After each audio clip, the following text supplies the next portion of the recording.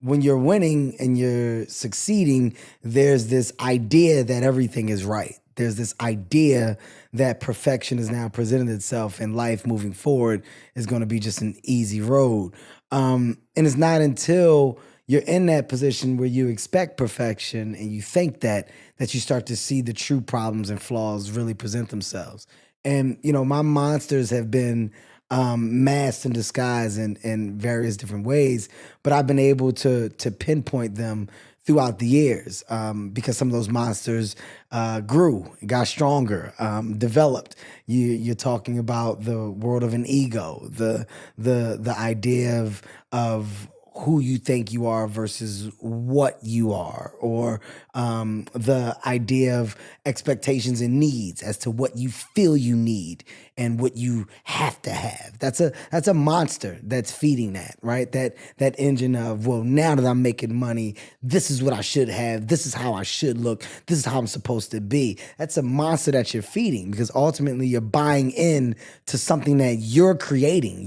You're enhancing this world of thought. And it's not till you sit down and you take a breather and you start to really figure out the true definition of happiness for you. You start to really understand the adult that you have grown into and the level of maturity that has now, I guess you can say, have been banked inside the human that you are.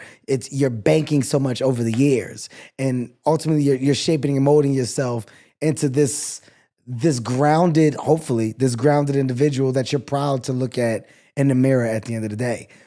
I had to I had to get to a place to where I was looking in the mirror and I was proud of what I was looking at. And I was okay with checking myself. I was okay with pointing out my flaws. I was okay with knowing what I do well and what I do wrong. And at the end of the day, there's no consequence to always improving. There's no consequence to growing.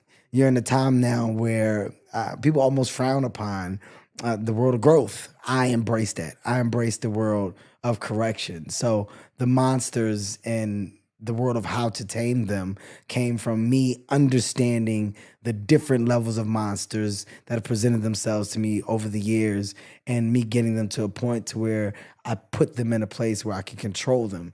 They're still there. They can rear their heads, but I can say, sit down. That's not necessary. That's not needed.